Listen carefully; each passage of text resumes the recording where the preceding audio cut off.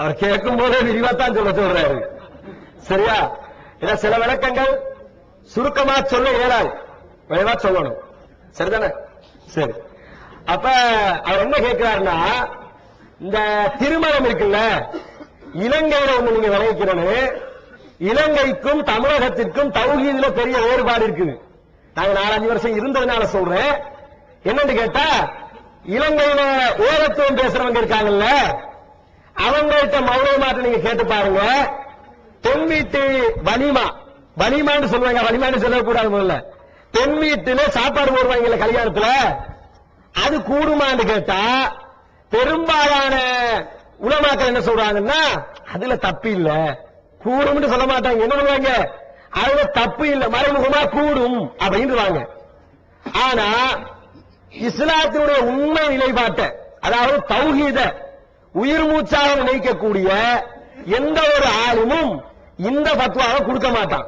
ஏன் கொடுக்க மாட்டான் தெரியுமா? பெண் வீட்டு விருந்துன்னா அவங்க ஒரு விளைவிக்கிறேன்னு நபிகள் நாயகம் ஸல்லல்லாஹு அலைஹி வஸல்லம் அவங்களுடைய காலத்துல ரசூலுல்லாஹி ஸல்லல்லாஹு அலைஹி வஸல்லம் அவங்க திருமணம் முடிச்சாங்க. நபிகள் நாயகம் ஸல்லல்லாஹு அலைஹி வஸல்லம் அவர்கள் தோழர்களும் திருமணம் முடித்திருக்கிறார்கள். அவங்கள உதாரணத்துக்கு ஜாபிர் ரலியல்லாஹு அன்ஹு திருமணம் முடிச்சிட்டு வர்றாங்க.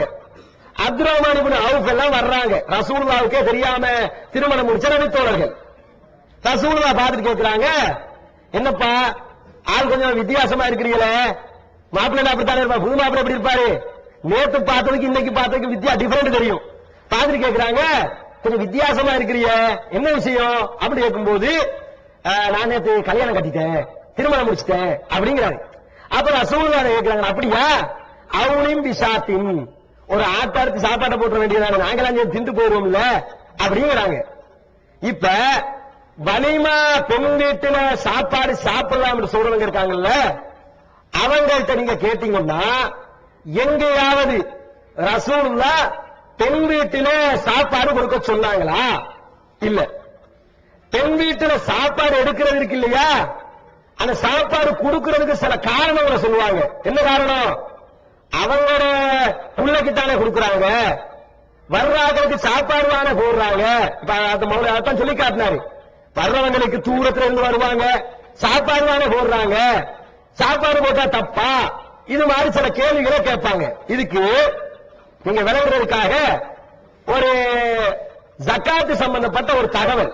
என்ன தகவல்னா, ஒரு நபித்தோழர் ரசூலுல்லாஹி ஸல்லல்லாஹு அலைஹி வஸல்லம் அவங்க ஜகாத்தை வசூலிக்கிறதுக்காக அனுப்புறாங்க ஒரு பகுதிக்கு. அவர் ஜகாத்தை வசூலிச்சுட்டு வர்றாரு. வந்து என்ன சொல்றாரு தெரியுமா? யார சொல்லலாம், இதுல ஜகாத் இருக்குது இல்லையா, இது உங்களுக்கு அரசாங்கத்துக்கு, இந்த பகுதி இருக்கு இல்லையா, இது எனக்கு அப்படிங்கிறாரு. வசூலிக்க போனவருக்கு கொஞ்சம் பேர் நினைஞ்சிருக்காங்க, வசூலிக்க வந்தீங்க, இதை ரசூலுல்லாஹ்ட்ட கொடுத்துருங்க, கை செலவுக்கு வச்சுக்கிறீங்கன்னு கொடுத்துட்டாங்க போல இருக்கு.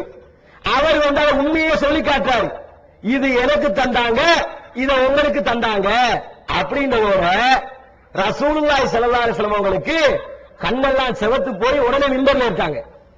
மிம்பர்ல என்ன கேட்டாங்க தெரியுமா?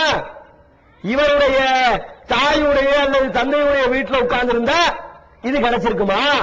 நம்ம பாசல சொல்றாங்க, எப்படி சொல்லணும், உங்க அப்பா வீட்டுல உங்க ஆத்தா வீட்டுல இருந்திருந்தா இது கிடைச்சிருக்குமா? கேட்போம்ல. அது மாதிரி கோரப்பட்டு ரசூலுல்லாஹ் கேட்கிறாங்க. ஏன் கேட்கிறாங்க? அவருக்கு எதுக்காக கொடுத்தாங்க? சும்மா கொடுக்கிறேன்னா எல்லா நேரத்திலும் கொடுத்திருப்பாங்க, இப்ப மட்டும் கொடுக்க ஜகாத்து வசூலிக்க போனதுனாலதான் கொடுத்தாங்க. இந்த சாப்பாடு வைக்கிறதுக்குல்ல, நாங்க வர்றாங்களுக்கு விருந்து தானே போடுறோம், விருந்து கொடுக்கிறது தப்பா அப்படிலாம் கேள்வி கேட்கிறவங்கள்ட்ட நாம என்ன கேட்கிறோம்? அப்படித்தானே விருந்த எல்லா நேரத்திலும் கொடுக்க வேண்டியதானே. அவரை முன்ன பின்ன தெரியாத ஒருத்தரை கூப்பிட்டு, எங்க வீட்டுல விருந்துக்கு வாங்க, உங்க குடும்பத்துல கூட்டு ஒரு விருந்த போட வேண்டியதானே. அப்படி போட மாட்டேங்கிறாங்க. கல்யாணம் என்று வந்துட்டா மாத்திரம் அந்த பேரை சொல்லி போடுறாங்க. அப்ப என்ன அர்த்தம் என்று சொன்னா, இது மகனுக்காகவோ மற்ற வேற காரணங்களுக்காக கொடுக்கப்படுறது இல்ல, நிர்பந்தத்தினால ஆம்பள வீட்டால கொடுக்கப்படக்கூடிய ஒரு புஷால நிர்பந்தத்திற்கு தள்ளப்பட்டு அவங்க கொடுக்கிறாங்க. அப்படி பெண் வீட்டு வலிமா யாராவது சாப்பிட்டால், அதுல போய் கலந்து கொண்டால், கிட்டத்தட்ட வரதட்சணையில் கலந்து கொண்டதை போல நபி வழிக்கு முரணானது. நபிகள் நாயகம் ஸல்லல்லாஹு அலைஹி வஸல்லம் வழிகாட்டுதலுக்கு அது முரணாக இருக்கு. ஃபர்ஸ்ட்.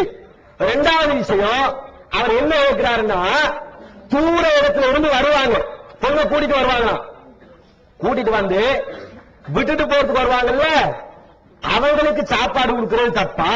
இத ரெண்டு விதமா வழங்கணும். முதலாவது, தூர இடத்துல இருந்து வந்தாங்களாக இருந்தால் வர்றதுக்கு முன்னாடி என்ன செய்யணும்?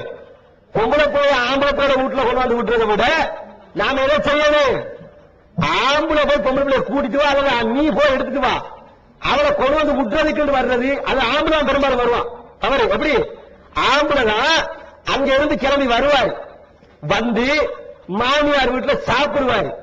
சாப்பிட்டுட்டு நாங்க பிரியாணிகள் வந்தோம், அங்க இருந்து விருந்தாளிகள் வந்தோம், எவருக்கு சாப்பிட்டா தப்பா அப்படின்னு பாரு. நீ அங்க இருந்து வர்றதை விட இவங்க அங்க இருந்து கூட்டிட்டு வர சொல்லி ஓன் வீட்டுல சாப்பாடு கொடுத்தா சுண்ணத்தா போயிருதா இல்லையா? ஒரு விதயத்தை செய்யறதுக்காக அங்க இருந்து வந்து விருந்தினர் பட்டத்தை போடுறோம். எப்படி?